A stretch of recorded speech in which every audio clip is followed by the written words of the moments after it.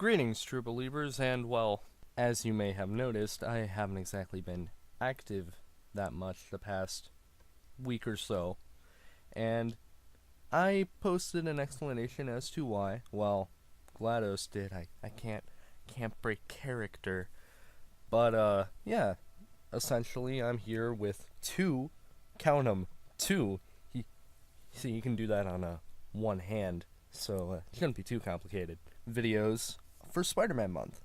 And not just two videos, I'm basically combining two videos in one, so basically you're going to get one giant video with two topics, and they're going to be separated. I'm going to have timestamps in the description here, so you can jump from one to the other, so you can have a little fun that way. And I'll also have a timestamp for you to skip this intro, because for those of you who just want to get to the good stuff and not hear my explanation as to why this is happening, well, you can get right to the good stuff. But anyway, enough of that. Let's get right into the topic. So the first topic here we have is Spider-Man costumes. Ah, yes, Spider-Man costumes. Which one is my favorite out of all of them? And trust me, there are a lot of them. So I'm gonna just go based off of my top 5, basically. Just go through a quick skim. Quick skim, what? Spider-Man Triple Action Web Blaster.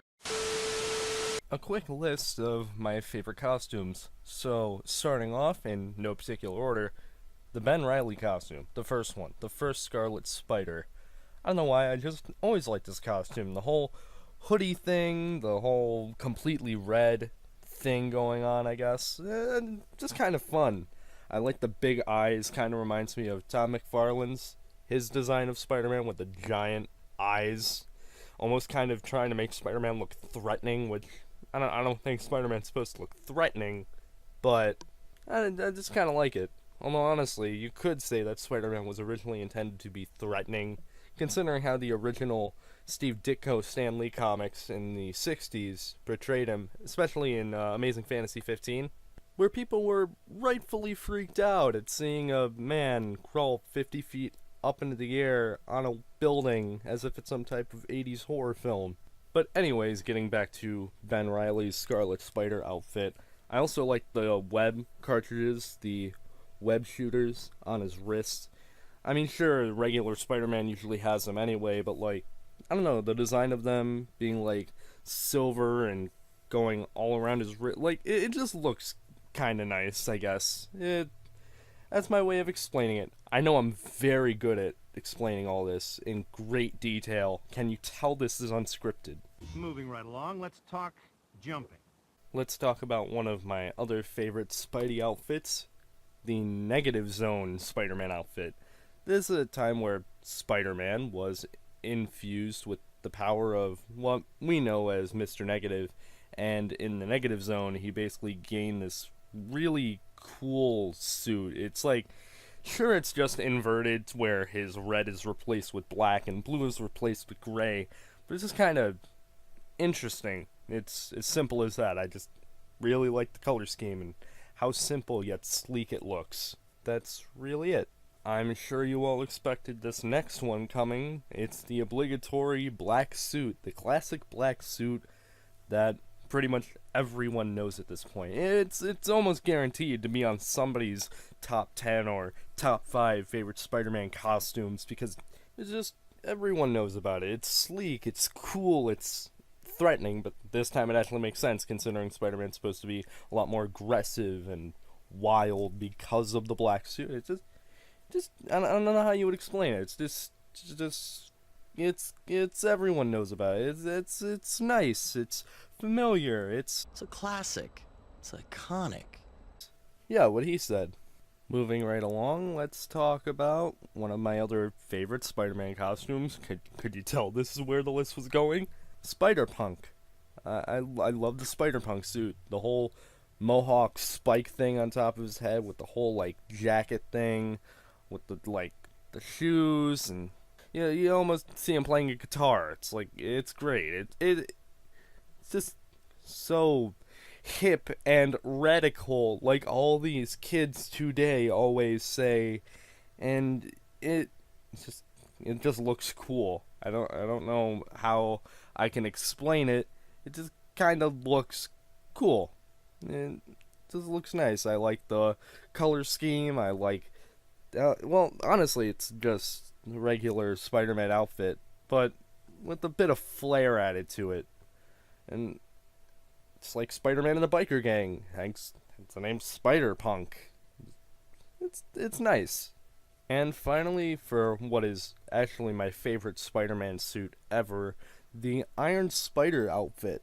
I love this suit. This is a suit that Spider-Man wore during Civil War, and well, it looks really cool. Like the whole gold-red color scheme matching Iron Man's, but it's still being its own thing. It's still Spider-Man. When the whole Doc Ock-esque tentacle slash claw things in the back give the suit a sort of personality, which Superior Spider-Man kind of ripped off. But it was cool for the Iron Spider suit. It was neat. It was different. Can you tell I was gonna explain it as neat, nice, or cool? It's not like that's the only way I've been describing all these suits so far. Again, can you tell this is unscripted? I can't. This is all natural. I stayed up like 15 hours just writing this all meticulously, thinking about every possible syllable that would go into this amazing script that I am totally reading right now.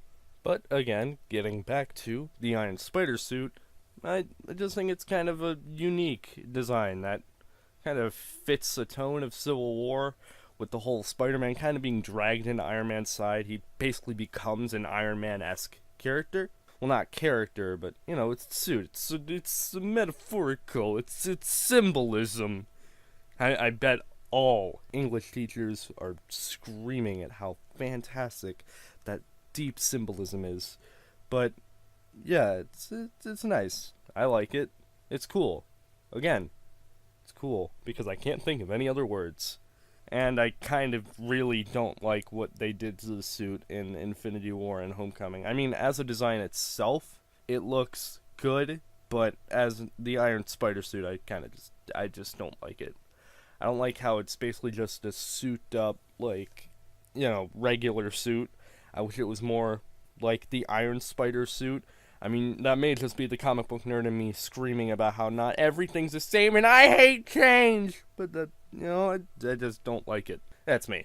So yeah, that was basically a quick fire list of some of my favorite Spider-Man suits. That's all, folks. Moving right along into the next topic, it's time we get to why this video is probably going to be as long as it is. Again, I don't know how long this video is going to turn out, because at the time of this recording, I am recording this video and don't know how long I'm going to blabber on about this topic, this subject.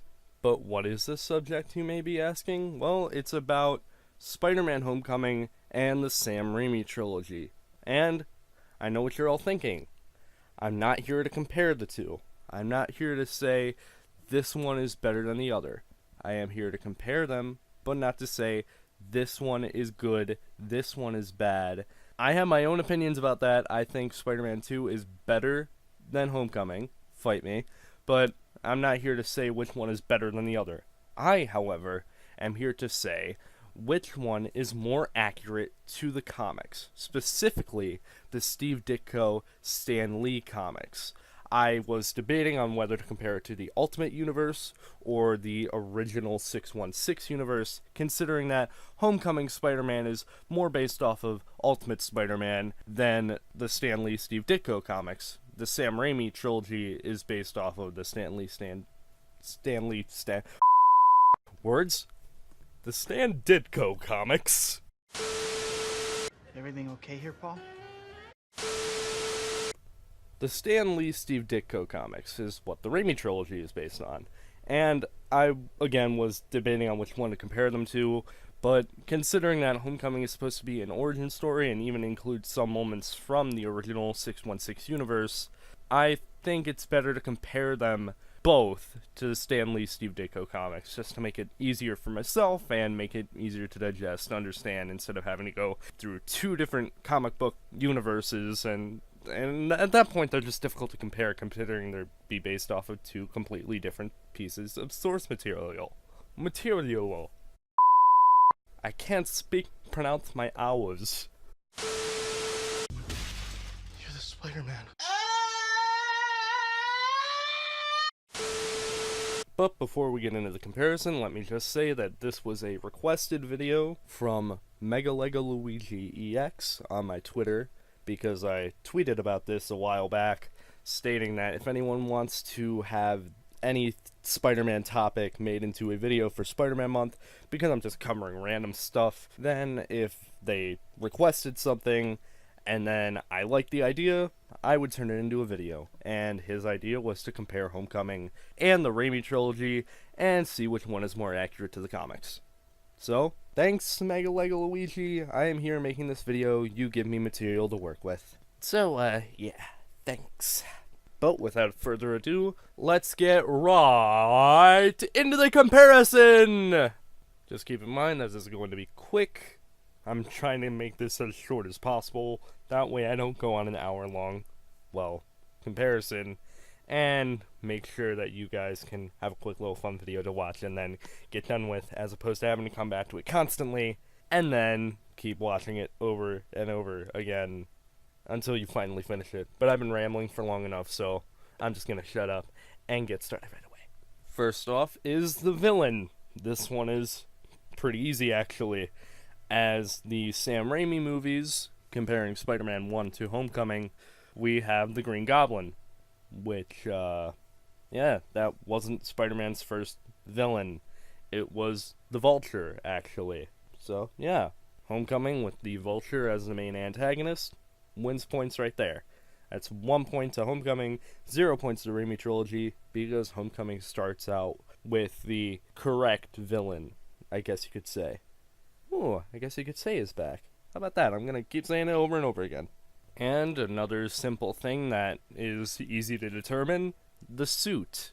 And, well, Homecoming suit, while the logo for the spiders on his front and back are more similar to the comics, overall, with how similar the suit is from comic to screen, the Sam Raimi trilogy, or the first movie, is more accurate to the comics, its original source material, because I don't remember the original Stan Lee Steve Ditko comics having an AI built into Spider-Man's suit. He had spider tracers and all that, but he didn't have them pre-installed into the suit. Overall, Homecoming's suit is not bad, but it's not accurate to the original comics. So, point goes for the Raimi trilogy. On to the third comparison between the two films, or 4 technically, but I'm more so going based off of the first film in the Raimi trilogy as opposed to it as a whole, because then that just makes things more complicated and not really fair to Homecoming, considering it's only had 1 film. But the love interest, time to compare that. And, well, Homecoming actually wins in this regard, because Peter is going for Liz Allen, which, for those of you who don't know, was actually Peter's first love interest in the Stan Lee Steve Ditko comics. It wasn't Mary Jane. Most people know that Gwen Stacy came way before Mary Jane, actually, and, well, Liz Allen came before even Gwen Stacy. She was kind of just the pretty high school crush that Peter had at the time, before even Gwen Stacy. So, in that department, Homecoming wins, and even if Homecoming were to include Gwen Stacy, it still would have won, because she came first, before Mary Jane. So, point goes for Homecoming. Next is the supporting characters. This is kind of going to be a weird one to compare, because I'm going to be comparing which supporting characters are there as opposed to which ones are not.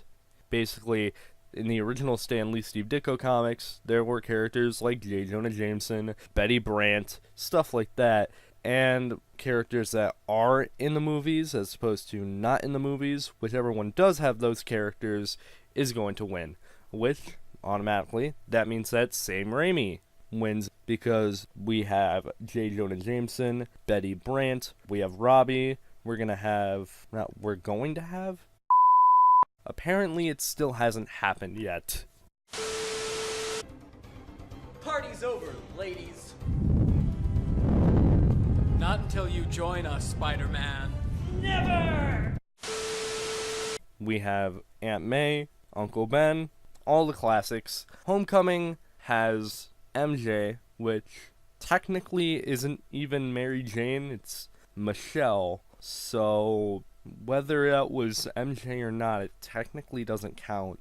But we also have Ned, which was a supporting character in those comics, but he's not Ned, he's Gink. Gink from the Miles Morales Ultimate Comics, the Ultimate Comics after Peter Parker's death.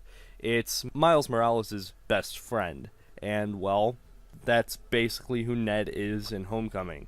It's a character from a completely separate universe of Spider-Man altogether, not to mention not even Peter Parker's friend, more Miles' friend. And sure, he shares the same name as one of Peter's friends, but the character itself is Gink, which is Miles' friend. So overall, it's pretty easy to determine. We even have like classic Flash, all that in the Raimi trilogy, so overall, Raimi wins. Right now, we have a tie.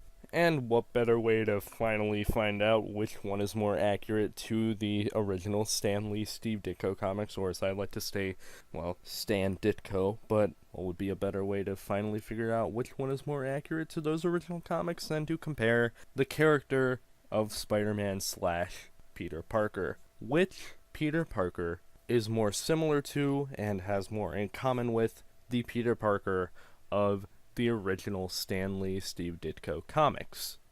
And I'm just going to say this one up front, it's a Sam Raimi trilogy. I know what you're going to say. Oh, but Homecoming, he embodied an actual teenager. He went to high school and all that. It's, yeah, well, first off, let me just say that, yes, Peter was in high school for a amount of time in the comics. However, that amount of time was a really, really, really small percentage of the comics run overall. Not even just all of the comics in general. Even the Stan Lee Steve Ditko comics were not, they didn't spend that much time in high school. Only a few years, which in a film, if you want to portray Spider-Man as a whole, that whole era, then yeah, you're gonna want to skip over high school. Well, not skip over it, but get it done quickly, which the Sam Raimi trilogy does, considering that high school overall was never really a major focus of the Spider-Man character at all to begin with. A lot of people think that is, when really that's not the case. And think about which film portrays the character better. And again, I have to give it to the Raimi trilogy because it's, well, here's the thing. The Spider-Man character, what is one of the most relatable and recognizable traits of Peter Parker? He can't catch a break. The world is constantly giving him a hard time. He can never really be happy or relaxed. He always has something going on. Nothing really goes his way. It's the Parker luck, as, well, everyone calls it. And, well, what happens in the Raimi trilogy? Even the first movie, nothing goes right for him. It's hard for him to get a job. He has financial problems. It's all, well, realistic. It's relatable. Peter Parker is you and me. He's a regular human being. That's what makes the Spider-Man character Spider-Man.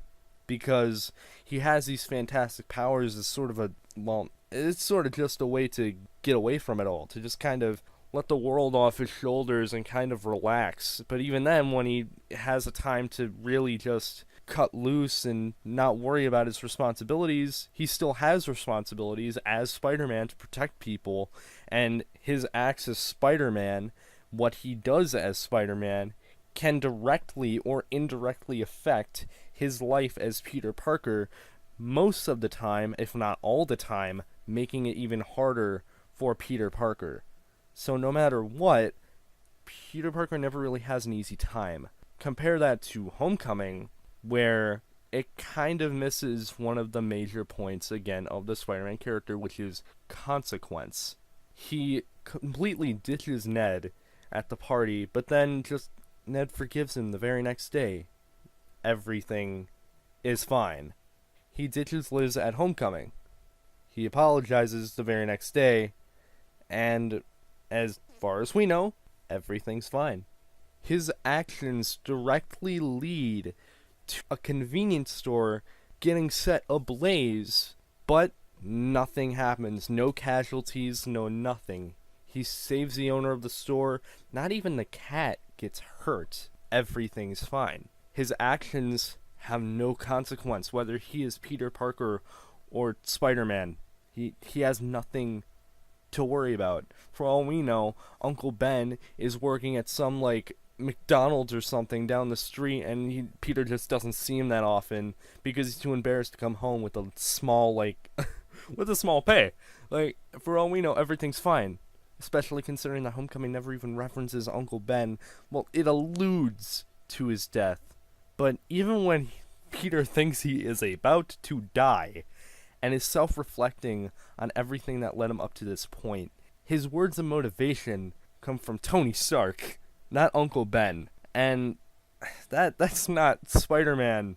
If this was Spider-Man, we'd be getting something like what the Sam Raimi trilogy does. We'd be getting a great power comes great responsibility speech. Although, honestly, with the most recent Spider-Man films, they've been trying to get away from the whole great power, great responsibility phrase by working around it, by making it seem so complicated, and having Uncle Ben say these types of speeches where it's like, oh, if you don't take responsibility for your actions, it'll lead to tragic consequence. Basically trying to rephrase with great power comes great responsibility, but trying to not make it that, to set it apart from the same Raimi trilogy, when honestly, in reality, the Raimi trilogy, and even just Spider-Man 1, had it down packed. I don't want to make this video seem biased, and I'm starting to get into that territory where I don't want to make this too opinionated, but I think, honestly, people need to stop complaining and saying that, well, the Raimi trilogy is bad because, like, it's not as accurate to the comics because Peter is, like, a 25-year-old man instead of a, like, high schooler, where it's like, okay, like, how is that a betrayal to the Spider-Man character? I mean, sure, the age is different. How is that different from any other Hollywood film? Like, that just happens. That's a trend in Hollywood. And other than that, the film gets the character right. And this isn't a comparison of Spider-Man 2, but Spider-Man 2 is still the best Spider-Man film because it's more just a character study disguised as a superhero film, when really that's what the original comics were. They were a character study of Peter Parker with the superhero stuff on the side. A Spider-Man story shouldn't be about Spider-Man. It should be about Peter Parker and have the superhero stuff affect Peter Parker. It should be a life about this guy that gets powers, but then these powers directly lead to consequences that affect his everyday life. Spider-Man is more about Peter Parker than it is Spider-Man, essentially. And I know I just gave a giant opinion piece right there, and again, I just said I don't want this video to be too opinionated, so I'm going to stop it now. But yeah, essentially overall, whether you look at it from an objective or subjective standpoint, the Sam Raimi trilogy is more accurate to the original Stan Lee, Steve Ditko comics. Homecoming is not bad, however, it is not as accurate to the original comics as much as the Sam Raimi trilogy. So, with that said, I hope you all enjoyed the video. I wish I had time to upload this sooner, last week, but life gets in the way. I've been the Cryogenic Gamer. Good night, everybody.